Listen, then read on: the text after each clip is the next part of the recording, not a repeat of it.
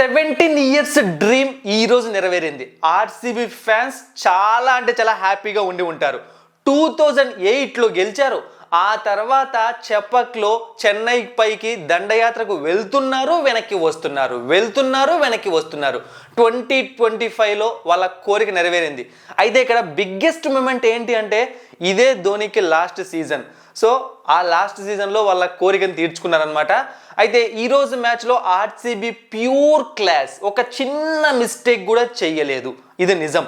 అంటే రజత్ పడిదర్ క్యాచ్ల గురించి ఆలోచిస్తున్నారేమో. రజత్ పడిదర్ క్యాచ్లు మిస్టేక్స్ అన్నవి చెన్నై సూపర్ కింగ్స్ అవుతుందన్నమాట. ఎందుకంటే వాళ్ళు క్యాచ్లు మిస్ చేసింది వాళ్ళు కదా, గేమ్ని పోగొట్టుకుంది వాళ్ళు కదా. సో చెన్నై చేసిన ఎన్ని మిస్టేక్స్ చేసింది తెలుసా చెన్నై ఈరోజు మ్యాచ్లో, అవన్నీ మాట్లాడుకుందాం. ఈరోజు మ్యాచ్లో ఆర్సీబీ 196 రన్స్ చేసింది, 7 వికెట్స్ కోల్పోయి.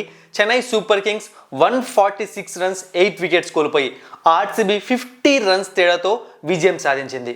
చెన్నై సూపర్ కింగ్స్ టాస్ గెలిచింది. సో వాళ్ళకు చాలా అచ్చొచ్చిన డెసిషన్ అన్నమాట, చేజింగ్ తీసుకున్నారు. అయితే నేను ప్రివ్యూ వీడియోలో క్లియర్గా మీకు చెప్పాను, టాస్ గెలిచి ఒకవేళ చేజింగ్ తీసుకుంటే చెన్నై తీసుకునే చేజింగ్ అని చెప్పాను. సో స్కోర్ని కూడా అలాగే కంట్రోల్ చేయాలి, అంటే అపోజిషన్ టీం అది ఎవరైనా కానీ. బట్ అది చేయలేకపోయారు, ఫస్ట్ నుంచి ఫెయిల్ అయ్యారు. అలా ఫెయిల్ అవ్వడానికి కారణం ఆర్సీబీ ప్యూర్ స్ట్రాటజీ అనమాట. అది ఈరోజు మ్యాచ్లో ఏదో ఏమంటారు ఎక్స్పెరిమెంట్ చేసిన స్ట్రాటజీ కాదు. ఆక్షన్ టైంలో ఫిల్ సాల్ట్ని వాళ్ళు కొనుక్కున్నదే పవర్ ప్లేలో హిట్టింగ్ చేయడానికి. పవర్ ప్లేలో ఎటువంటి బౌలర్ ఉన్నా ఎటువంటి టీం అయినా సరే కొడుతూనే ఉండాలి అని చెప్పి తీసుకున్నారు. అది ప్యూర్గా వర్కౌట్ అయిపోయింది అనమాట. సో 2 మ్యాచ్ల్లో కొట్టాడు, అండ్ తర్వాత మ్యాచ్లో కూడా తను ఖచ్చితంగా మోస్ట్ ఆఫ్ ది మ్యాచెస్లో సక్సెస్ అవుతాడని చెప్పి నాకు అనిపిస్తుంది. ఈ స్ట్రాటజీ ఫెంటాస్టిక్గా వర్కౌట్ అవుతుంది ఈ సీజన్లో ఆర్సీబీకి. ఫిల్ సాల్ట్ 200 స్ట్రైకర్తో బ్యాటింగ్ చేసి 32 రన్స్ కొట్టాడు. అయితే ధోని స్టంపింగ్, మెరుపు స్టెంపింగ్, మన్నే ధోనిని పొగిడామన్నమాట. ఏంది స్వామి నీ ఏజ్ ఏంది అని చెప్పి. ఈరోజు దానికి మించి స్టెంపింగ్ చేశాడు, ఫిల్ సాల్ట్ని అవుట్ చేశాడు. ఇంకా కొద్దిసేపు ఉంటే ఫిల్ సాల్ట్ ఇంకా ఎక్కువ డ్యామేజ్ చేసేవాడు.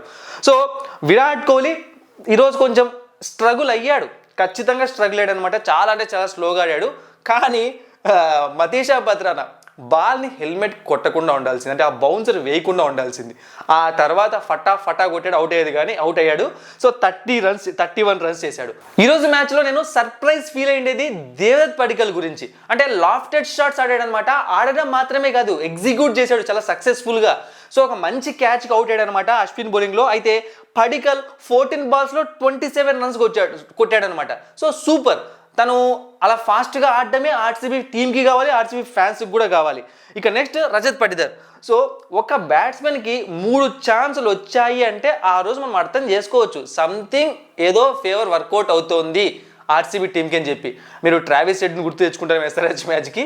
సో ట్రావిస్ హెడ్ లక్ వేరు, ఇక్కడ రజత్ పడిదర్ లక్ వేరు అనమాట. చాలా ఈజీ సింపుల్ క్యాచ్లు మిస్ అయ్యాయి. దాంతోపాటుగా ఆర్సీబీ బ్యాట్స్మెన్స్ రన్అట్స్ మిస్ చేశారు.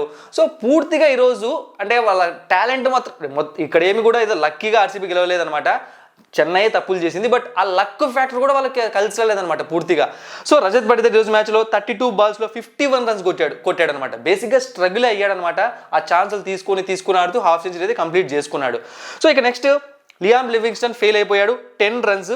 జితేష్ శర్మ 12 రన్స్, పెద్దగా ఇంపాక్ట్ చూపించలేదు. కానీ లాస్ట్లో టిమ్ డేవిడ్, సో లాస్ట్లో మతీషా పత్రానా 19th ఓవర్ వేశాడు, బాగా వేశాడు. కానీ 20th ఓవర్ కూడా ఫస్ట్ 2 బాల్స్ అద్భుతంగా పడ్డాయి. ఇక ఇదే అవుతుందేమో అనుకునే టైంలో ఆ స్లో బాల్స్ని ఎగ్జిక్యూట్ చేసుకొని కొట్టాడనమాట టిమ్ డేవిడ్. 3 సిక్స్లు, అవి చాలా ఇంపార్టెంట్ రన్స్ వచ్చాయన్నమాట ఆర్సీబీ టీంకి. ఇక మనం ఇక్కడ చూడాల్సింది ఎవరి గురించి అంటే వీళ్ళ బౌలింగ్ గురించి అనమాట. సో ఖలీల్ అహ్మద్ 4 ఓవర్స్లో 28 రన్స్, 1 వికెట్ తీసుకున్నాడు. Ashwin 2 overs 22 runs. Jadeja 3 overs 37 runs.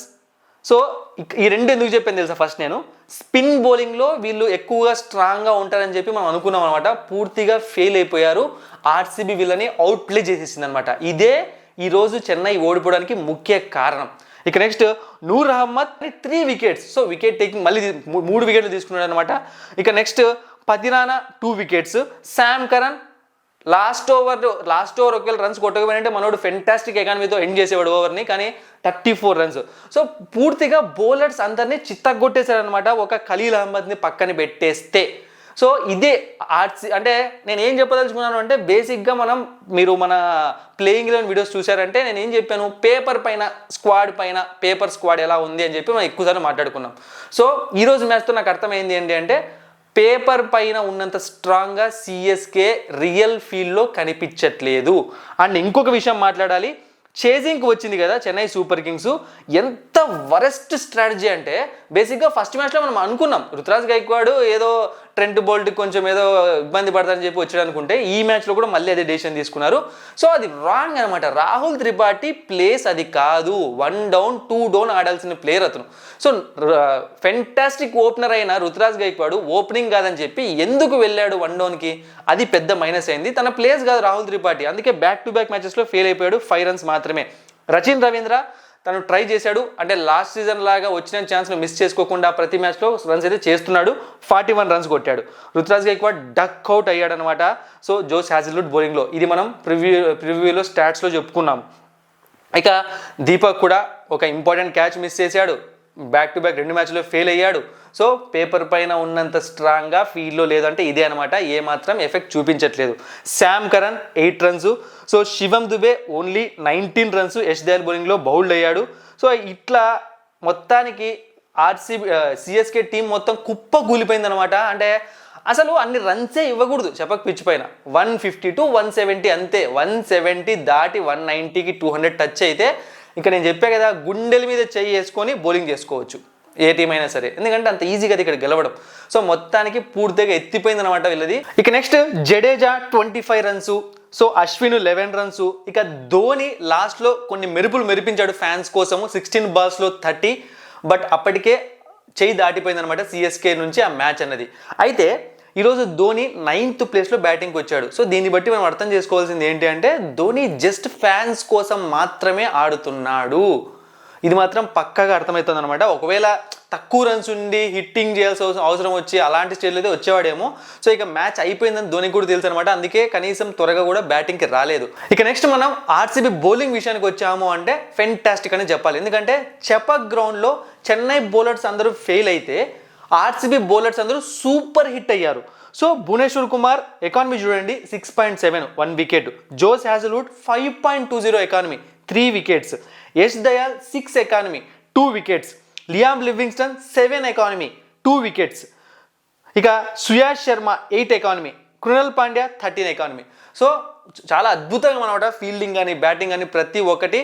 So ఓవరాల్గా అన్ని డిపార్ట్మెంట్స్లో ఫెయిల్ అయిపోయి చెన్నై సూపర్ కింగ్స్ మ్యాచ్ ఓడిపోయింది. అండ్ జడేజా నాకు తెలిసి ఇక హైట్ టైం ఏమో అనిపిస్తుంది అనమాట. జడేజా నాకు తెలిసి ఇక నెక్స్ట్ మ్యాచ్లో జడేజా ఫెంటాస్టిక్ పర్ఫార్మెన్స్ చేయొచ్చు, అది బ్యాటింగ్గా బౌలింగ్గా నాకు తెలియదు. కానీ ఓవరాల్గా టోర్నమెంట్ ప్రకారం చూసుకుంటే నాకు ఎందుకో జడేజా ఇక రిటైర్మెంట్ ఇవ్వాల్సిన అవసరం వచ్చిందేమో అనిపిస్తుంది చెన్నై సూపర్ కింగ్స్కి. చూద్దాం, నాకైతే చూస్తుంటే అదే అనిపిస్తుంది అనమాట. తన దగ్గర నుంచి గత కొంతకాలంగా ఇటు ఇండియన్ టీంకి కానీ ఇటు ఇప్పుడు ప్రెసెంట్ ఐపీఎల్ 2 మ్యాచ్లు అయినప్పటికీ కూడా సో రావట్లేదు పర్ఫార్మెన్స్, అది చాలా కష్టంగానే ఉందన్నమాట. సో నెక్స్ట్ ఇయర్ మనం కొత్త చెన్నైలో టీంలో చాలా మార్పులు చూసే అవకాశం కనిపిస్తుంది.